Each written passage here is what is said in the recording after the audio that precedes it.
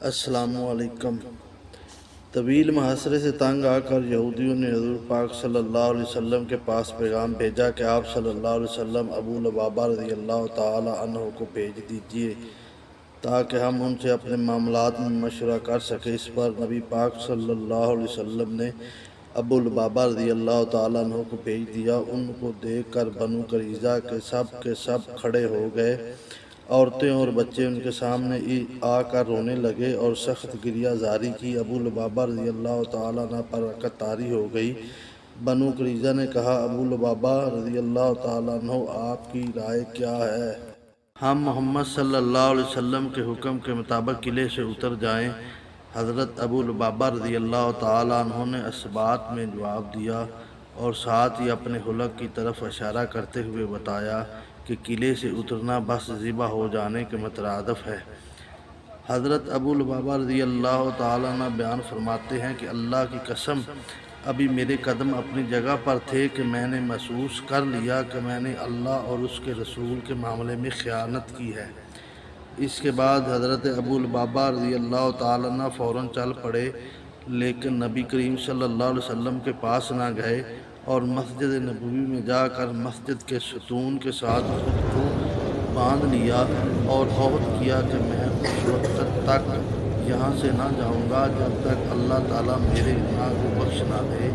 حضور سرور کائنات صلی اللہ علیہ وسلم کو جب ان حالات کی خبر ہوئی تو ارشاد فرمایا، ابو لبابہ میرے پاس آتے تو میں ان کے لیے استغفار کرتا۔ اب وہ جو کچھ کر چکے ہیں اس کے پیش نظر میں انہیں اس وقت تک رہا نہیں کر سکتا جب تک اللہ تعالیٰ ان کی توبہ قبول نہ کر لے۔ روایت میں آتا ہے کہ حضرت ابو لبابہ رضی اللہ تعالیٰ عنہ مسجد نبوی کے ستون کے ساتھ 6 رات بندے رہے۔ ہر نماز کے وقت ان کی زوجہ محترمہ آتی اور نماز کے لیے کھول دیتی۔ جب نماز سے فارغ ہوتے پھر ستون سے بند جاتے یا پھر ان کو قضائے حاجت کے لیے کھولا جاتا۔ ایک روایت میں آتا ہے کہ 15 روز کے بعد حضرت ابو لبابہ رضی اللہ تعالیٰ عنہ کی توبہ قبول ہوئی۔ حضرت ام سلمہ رضی اللہ تعالیٰ عنہ بیان فرماتی ہیں کہ میں نے صبح سویرے نبی کریم صلی اللہ علیہ وسلم کو دیکھا کہ آپ صلی اللہ علیہ وسلم تبسم فرما رہے ہیں۔ میں نے عرض کیا، یا رسول اللہ صلی اللہ علیہ وسلم، آپ کس وجہ سے تبسم فرما رہے ہیں؟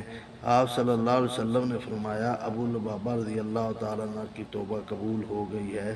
اس پر میں نے عرض کیا، کیا میں ابو لبابہ کو اس کی خوشخبری نہ سناؤں؟ اور ارشاد فرمایا، تمہاری خواہش ہے تو جا کر خوشخبری دے دو۔ چنانچہ حضرت ام سلمہ رضی اللہ تعالیٰ عنہ اپنے حجرہ مبارک کے دروازے پر کھڑی ہوئیں، اور یہ اس وقت کی بات ہے جب عورتوں کا پردے کا حکم نازل نہیں ہوا تھا۔ پکار کر فرمایا، اے ابو لبابہ، تمہیں بشارت ہو، اللہ تعالیٰ نے تمہاری توبہ قبول فرمائی۔ یہ سن کر مسجد میں موجود صحابہ اکرام رضی اللہ تعالیٰ عنہ دوڑتے ہوئے آئے تاکہ ابو لبابہ رضی اللہ تعالیٰ عنہ کو رہا کر دیں، لیکن حضرت ابو لبابہ رضی اللہ تعالیٰ عنہ نے کہا، اس وقت تک نہ کھولو جب تک نبی کریم صلی اللہ علیہ وسلم خود تشریف لا کر اپنے دست مبارک سے نہ کھولیں۔ چنانچہ جب حضور پاک صلی اللہ علیہ وسلم صبح کی نماز کے لیے ان کے پاس سے گزرے تو انہیں کھول کر رہا کر دیا گیا۔